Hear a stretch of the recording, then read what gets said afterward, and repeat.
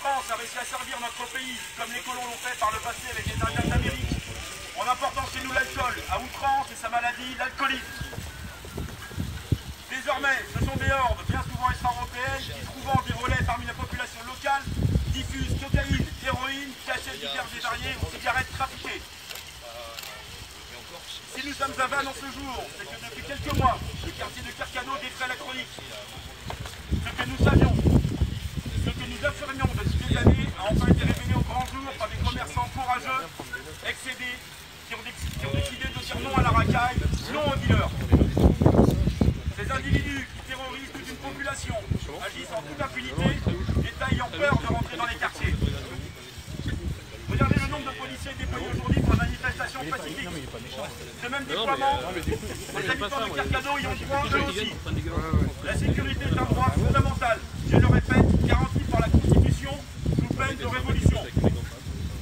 Les habitants de Carcano, comme ceux de Fontanézen à Brest, de Carnoisan à Quimper, du Blône à Rennes, de Malakoff à Nantes, mais également les pères et mères de toute la Bretagne ont le droit de vivre sans se demander si leurs enfants plongeront eux aussi dans la toxicomanie, dans la drogue, victimes de dealers sans scrupules, vendeurs de mort à visage découvert.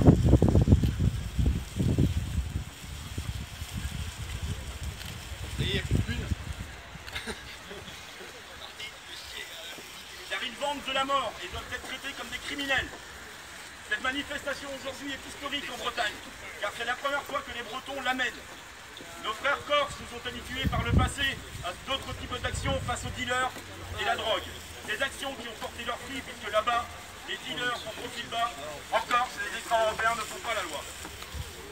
Aujourd'hui, c'est pacifiquement que nous défilons et nous rassemblons afin de faire entendre nos revendications.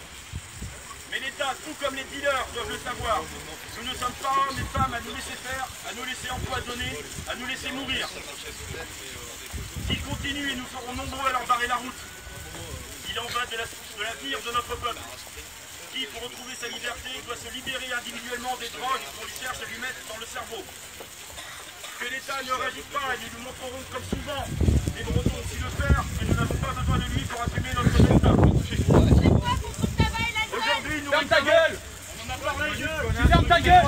Tu la fermes! Aujourd'hui, nous réclamons des choses plus simples à mettre en pratique. Plus simple que le flicage organisé à l'encontre des opposants au système mis aujourd'hui en place par le régime semi-dictatorial de Manuel Valls. L'instauration de la vidéosurveillance, non pas dans les centres-villes et les quartiers, non pas pour des honnêtes gens.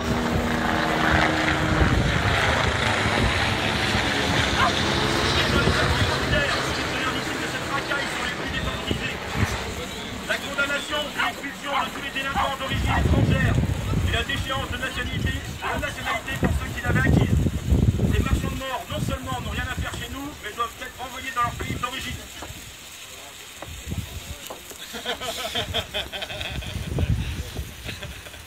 Pas sûr qu'en Arabie Saoudite, pas sûr qu'en Turquie, au Maroc ou en Tunisie se comportent de la sorte avec leur peuple. Nous demandons enfin aux candidats aux élections régionales à venir, en décembre prochain, de position sur cette question. Le Conseil général a en effet le pouvoir, en faisant la promotion de soirées sans drogue, de soirées sans alcool, en subventionnant des associations musicales, culturelles qui rejettent la drogue, acceptées aujourd'hui par trop de gens dans les milieux de vie culturels, de changer en partie les choses, tout en réclamant au gouvernement central des peines exemplaires pour les assassins de notre peuple. Nous serons attentifs à l'écoute et nous porterons et nous serons allés leur rappeler si jamais ils faisaient la sourde oreille. Nous devons rester maîtres chez nous. Nous devons prendre en main notre destin, alors que la Bretagne, comme tout le reste de l'Europe, serait une crise sans précédent. Il est temps que se lèvent des générations d'hommes forts et de femmes fortes qui refusent la drogue, qui refusent de voir leur corps contrôlé et leur corps abîmé par des produits qui ne leur veulent pas du bien. Ensemble, aujourd'hui, déclarons ce 25 avril comme le premier jour de la résistance bretonne à la drogue en Bretagne. Dealers dehors, dealers fermés.